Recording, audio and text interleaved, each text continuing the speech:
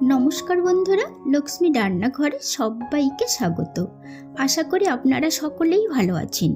তো আজ আমি বাড়িতেই খুব সহজভাবে বানিয়ে দেখাবো রেস্টুরেন্টের মতনই পটেটো ফ্রাই। আশা করি এই রেসিপিটি আপনাদের খুবই ভালো লাগবে। বাচ্চাদের টিফিনে এবং সকাল সন্ধ্যা চায়ের সাথে এই রেসিপিটি একেবারেই জমিয়ে দেবে এবং যখন খুশি তখনই এই রেসিপিটি খুব সহজেই বানিয়ে নিতে পারবেন। তো বন্ধুরা, এখনো পর্যন্ত যারা আমার চ্যানেলটি সাবস্ক্রাইব করেননি অবশ্যই আমার চ্যানেলটি সাবস্ক্রাইব করে নেবেন। পাশে থাকা বেল বাটনটিকেও প্রেস করে নেবেন যাতে আমার দেওয়া ভিডিওগুলির নিত্য নতুন নোটিফিকেশন আপনার ফোনে পৌঁছে যায়। তো আসুন রেসিপিটি শুরু করা যাক। পটেটো ফ্রাই বানানোর জন্য এখানে আমি 500 গ্রাম আলু নিয়েছি। আলুগুলো কিন্তু এমন ফ্রেশ আলু নিতে হবে।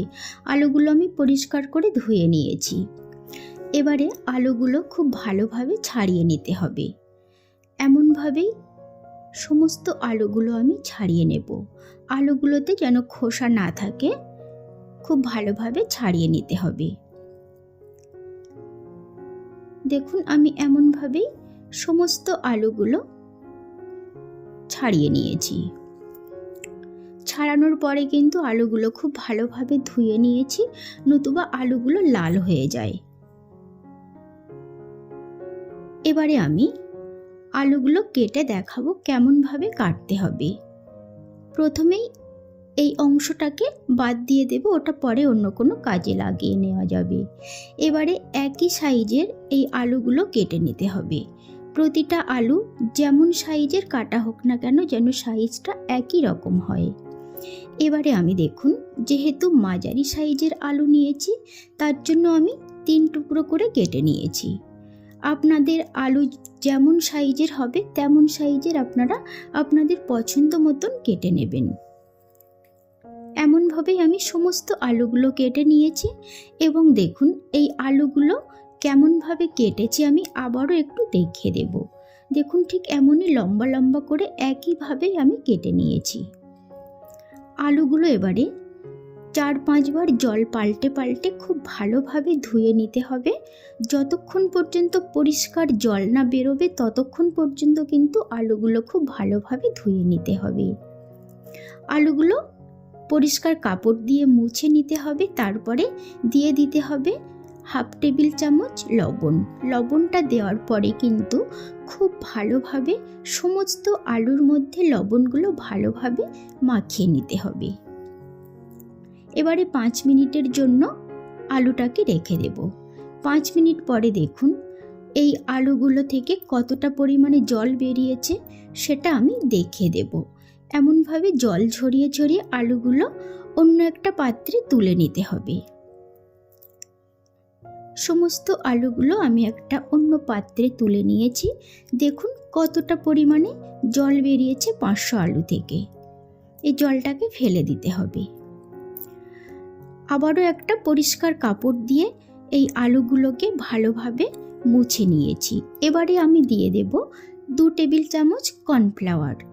500 গ্রাম আলুর জন্য 2 টেবিল চামচ কর্নফ্লাওয়ারই যথেষ্ট।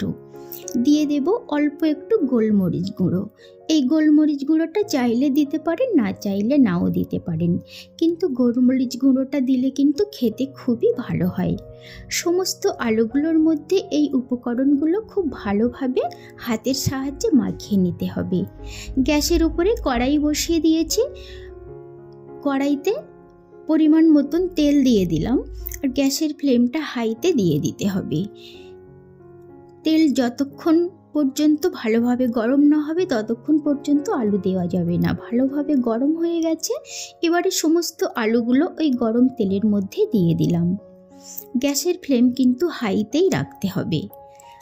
হালকা হাতে উল্টে পাল্টে দিতে হবে আলুগুলো, যাতে একের গায়ে আরেকটা আলু না লেগে যায়। তার জন্য অনবরত আলুগুলো নেড়ে যেতে হবে। এমনভাবেই একটু ঘন ঘন নেড়ে দিতে হবে। যতক্ষণ পর্যন্ত আলুগুলো না ভেসে উঠবে তেলের উপরে ততক্ষণ পর্যন্ত কিন্তু বুঝতে হবে এটা ভালোভাবে ফ্রাই করা হয়নি। তো দেখুন আবারও ভালোভাবে নেড়ে নিলাম, দেখিয়ে দিলাম। দেখুন এখনও কিন্তু ভালোভাবে এটা ফ্রাই হয়নি। এখনও কিছুক্ষণ আমাদের এটা ফ্রাই করে নিতে হবে। আবারও একটু উল্টে পাল্টে নেব যাতে সমস্ত পিঠগুলো ভালোভাবে ফ্রাই হয়ে যায়। এবারে খুব ভালোভাবে ফ্রাই হয়ে গেছে, আমরা একটা ছাঁকুনিতে তুলে নেব। সমস্ত আলুগুলো ছাঁকুনিতে তুলে নেওয়া হয়ে গেছে। কয়েক সেকেন্ড একটু তেলটা ভালোভাবে ঝরিয়ে নিতে হবে, তারপরে একটা পাত্রে তুলে নিতে হবে। টিস্যু পেপারে নিলেও কিন্তু খুবই ভালো হয়, আমি নর্মাল পাত্রেই নিয়েছি। তো দেখুন, দেখতে তো হয়েছে কত সুন্দর, খেতেও কিন্তু হয় এটি অতি অসাধারণ। আর বাচ্চারা টিফিনে তো খুবই পছন্দ করে এবং চায়ের সাথে একেবারেই জমিয়ে দেয় সকাল সন্ধ্যায়। তো বন্ধুরা, আপনারা কিন্তু যখন খুশি তখনই এই রেসিপিটা বানিয়ে নিতে পারেন। এটা খুব সহজভাবে এবং খুব তাড়াতাড়ি বানিয়ে নেওয়া যায়। তো বন্ধুরা, আজ এই পর্যন্ত, দেখা হবে পরবর্তী ভিডিওতে। ভালো থাকুন, সুস্থ থাকুন, ধন্যবাদ।